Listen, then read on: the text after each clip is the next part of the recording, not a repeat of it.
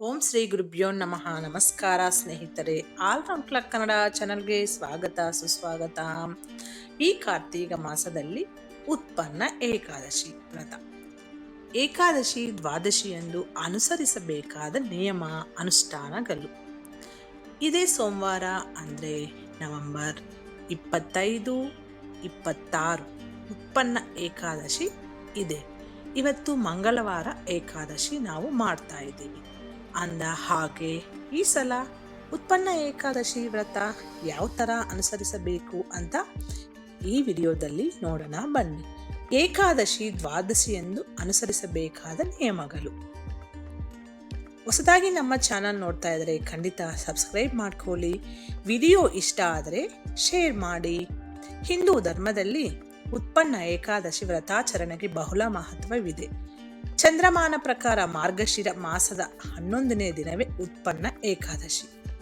ಈ ದಿನ ಮಹಾವಿಷ್ಣುವನ್ನು ಆರಾಧಿಸುವ, ಪೂಜಿಸುವ ಮತ್ತು ಏಕಾದಶಿ ವ್ರತಾಚರಣೆ ಕೈಗೊಳ್ಳುವ ಮೂಲಕ ಭಗವಂತನ ಒಲವು ಗಳಿಸಲು ಭಕ್ತರು ಪ್ರಯತ್ನಿಸುತ್ತಾರೆ. ಆ ಮೂಲಕ ತಮ್ಮ ಸಮಸ್ಯೆ, ಸಂಕಷ್ಟ, ಪಾಪ ನಿವಾರಿಸಿ ಆಧ್ಯಾತ್ಮ ಬಲ ಹೆಚ್ಚಿಸುವ ಪ್ರಯತ್ನವನ್ನು ಮಾಡುತ್ತಾರೆ. ಈ ಬಾರಿ ಉತ್ಪನ್ನ ಏಕಾದಶಿಯು 2024 ನವೆಂಬರ್ 26ರಂದು ಆಚರಿಸಲ್ಪಡುತ್ತದೆ.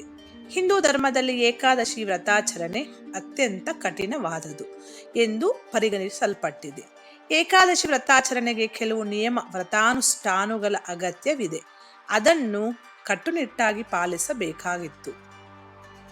ಅದರಲ್ಲೂ ಉತ್ಪನ್ನ ಏಕಾದಶಿ ವ್ರತಾಚರಣೆ ನಡೆಸುವುದಕ್ಕಾಗಿ ಶ್ರೀಮನ್ನಾರಾಯಣ ಭಕ್ತರು ಏಕಾದಶಿ ಮತ್ತು ದ್ವಾದಶಿ ದಿನ ಕೆಲವು ನಿಯಮಗಳನ್ನು ಅನುಸರಿಸುತ್ತಾರೆ. ಅವುಗಳನ್ನು ತಿಳಿಯೋಣ ಬನ್ನಿ.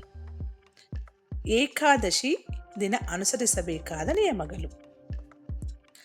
ಏಕಾದಶಿ ದಿನ ಭಗವಂತನನ್ನು ಒಲಿಸುವ ಮತ್ತು ಆತ ಒಲಿಯುವ ದಿನವಾದ ಕಾರಣ ಆ ದಿನ ಜೂಜು ಆಡುವುದಾಗಲಿ, ಅಂತಹ ಆಟಗಳನ್ನು ನೋಡುವುದಾಗಲಿ ಮಾಡಬಾರದು.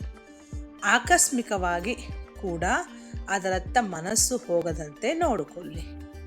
ಹಗಲು ಹೊತ್ತು ನಿದ್ದೆ ಮಾಡಬೇಡಿ. ಪಾನ್ ಅಥವಾ ಬಿಡ ತಿನ್ನಬೇಡಿ. ಮನಸ್ಸು, ಶರೀರವನ್ನು ಶುದ್ಧವಾಗಿರಿಸಿ ಹರಿನಾಮ ಸ್ಮರಣೆ ಮಾಡುತ್ತಾ ಜಾಗೃತರಾಗಿರಿ. ಇತರರನ್ನು ನೋಯಿಸಬೇಡಿ. ಕೆಟ್ಟ ಮಾತಾಡಬೇಡಿ. ವದಂತಿಗಳನ್ನು ಹರಡುವುದಾಗಲಿ, ಗಾಸಿಪ್ ಮಾತಾಡುವುದಾಗಲಿ ಮಾಡಬೇಡಿ. ನಾರಾಯಣ ಸ್ಮರಣೆ ಎಂದೇ ಮನಸ್ಸಿನಲ್ಲಿ ಇರಲಿ. ಸಾಧ್ಯವಾದಷ್ಟು ಮೌನವಾಗಿದೆ. ಅನ್ಯರ ಆಸ್ತಿಗೆ ಕನ್ನ ಹಾಕಬೇಡಿ. ಕೆಟ್ಟದ್ದು ಮಾಡುವ ಆಲೋಚನೆ ಮಾಡಬೇಡಿ. ಪಾಲಿಗೆ ಬಂದದ್ದು ಪಂಚಾಮೃತ ಎನ್ನುವಂತೆ ಬದುಕಿ. ಹಿಂಸೆಗೆಳೆಯಬೇಡಿ. ಯಾರನ್ನು ಪ್ರಬೋಧಿಸಬೇಡಿ. ಕೋಪಗೊಳ್ಳಬೇಡಿ. ಸ್ವಯಂ ನಿಯಂತ್ರಣ ಇರಲಿ. ಸತ್ಯದ ದಾರಿ, ಪ್ರಾಮಾಣಿಕವಾಗಿರುವುದು ಬದುಕಿನ ಭಾಗವಾಗಿರಲಿ. ಬ್ರಹ್ಮಿ ಮುಹೂರ್ತಕ್ಕೆ, ಸೂರ್ಯೋದಯಕ್ಕೆ 1.5 ಗಂಟೆ ಮೊದಲು ಎದ್ದು ಸ್ನಾನ, ನಿತ್ಯ ಕರ್ಮಗಳನ್ನು ಮುಗಿಸಿ ಶುಚಿರ್ಭೂತರಾಗಿ ಶ್ರೀಮನ್ನಾರಾಯಣ ಸ್ಮರಣೆ ಶುರು ಮಾಡಬೇಕು. ನಿತ್ಯದ ಸಂಧ್ಯಾ ವಂದನೆ ಮುಗಿಸಿ ಧ್ಯಾನ ಮಾಡಿ ಸಾಧ್ಯವಾದಷ್ಟು ನಾರಾಯಣ ಸ್ಮರಣೆ ಮಾಡಿ. ನೀರು ಬಿಟ್ಟು ಬೇರೇನೂ ಸೇವಿಸಬೇಡಿ. ಅನಿವಾರ್ಯವಾದರೆ ಹಣ್ಣು ತಿನ್ನಬಹುದು. ದ್ವಾದಶಿ ದಿನ ಅನುಸರಿಸಬೇಕಾದ ನಿಯಮಗಳು. ಏಕಾದಶಿ ದಿನ ವ್ರತಾನುಷ್ಠಾನದ ಬಳಿಕ ಏಕಾಕಿಯಾಗಿ ಸಿಕ್ಕದ್ದೆಲ್ಲ ತಿನ್ನೋಕ್ಕೆ ಹೋಗಬಾರದು. ಖಾಲಿ ಹೊಟ್ಟೆಯಲ್ಲಿರುವ ಕಾರಣ ಕಂಚಿನ ಪಾತ್ರೆಯಲ್ಲಿ ಆಹಾರ ಅಥವಾ ನೀರು ಸೇವಿಸಬಾರದು. ದ್ವಾದಶಿ ದಿನ ಮಾಂಸಾಹಾರ ನಿಷಿದ್ಧ. ಆ ದಿನ ಯಾವುದೇ ಕಾರಣಕ್ಕೂ ಮಾಂಸಾಹಾರ, ತಾಮಸ ಆಹಾರ ಸೇವಿಸಬೇಡಿ. ಮದ್ಯಪಾನ ಮಾಡಬೇಡಿ. ಜೇನುತುಪ್ಪ ತಿನ್ನಬೇಡಿ.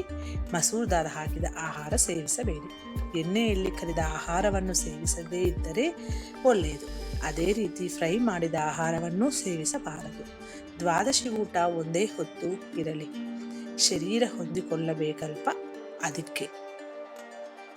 ಏಕಾದಶಿ ವ್ರತಾಚರಣೆ ಮಾಡಿದ ಬಳಿಕ 3ನೇ ದಿನವೇ ಸಿಕ್ಕಾಪಟ್ಟೆ ಶಾರೀರಿಕ ಶ್ರಮ ಅಥವಾ ವ್ಯಾಯಾಮ ಮಾಡಲು ಹೋಗಬೇಡಿ. ದೂರ ಪ್ರಯಾಣ, ಚಾರಣ ಮುಂತಾದವು ಮಾಡಬೇಡಿ. ಸತ್ಯ, ನ್ಯಾಯ, ಧರ್ಮದ ಹಾದಿಯಲ್ಲಿ ಬದುಕುವುದನ್ನು ರೂಢಿಸಿಕೊಳ್ಳಿ. ಅದಕ್ಕೆ ಏಕಾದಶಿ ವ್ರತಾಚರಣೆ ಒಂದು ನೆಪವಾಗಲಿ. ಎಲ್ಲರನ್ನೂ ಒಳಗೊಂಡು ಸಾಗುವ ಬದುಕಿನಲ್ಲಿ ಪ್ರೀತಿ, ಪ್ರಾಮಾಣಿಕತೆ, ಕ್ಷಮಾ ಗುಣಗಳು ಬಹಳ ಮುಖ್ಯವಾಗುತ್ತದೆ. ಈ ರೀತಿ ಈ ಉತ್ಪನ್ನ ಏಕಾದಶಿ ದಿವಸ ನೀವು ಮಾಡಬೇಕಾಗಿದ್ದ, ಅನುಸರಿಸಬೇಕಾದ ನಿಯಮಗಳು. ಈ ವಿಡಿಯೋದಲ್ಲಿರುವ ಎಲ್ಲ ಅಂಶಗಳು ನಿಮ್ಮ ಸ್ವಂತ ವಿವೇಚನೆ ಬಳಸಿ ನಿರ್ಧಾರಗಳೆಲ್ಲ ತೆಗೆದುಕೊಳ್ಳಿ. ಇವತ್ತು ಏಕಾದಶಿ, ನಾಳೆ ದ್ವಾದಶಿ, 2 ದಿವಸ ನೀವು ಈ ನಿಯಮಗಳೆಲ್ಲ ಪಾಲಿಸಬಹುದು. ಈ ವಿಡಿಯೋ ನಿಮಗೆ ಉಪಯೋಗಕರ ಅನಿಸಿದರೆ ಖಂಡಿತ ಶೇರ್ ಮಾಡಿ. ಹೊಸದಾಗಿ ನೋಡ್ತಾ ಇದ್ದರೆ ಸಬ್ಸ್ಕ್ರೈಬ್ ಮಾಡ್ಕೊಳ್ಳಿ. ಮುಂದಿನ ವಿಡಿಯೋದಲ್ಲಿ ಸಿಗೋಣ. ಅಲ್ಲಿವರೆಗೂ ಧನ್ಯವಾದಗಳು.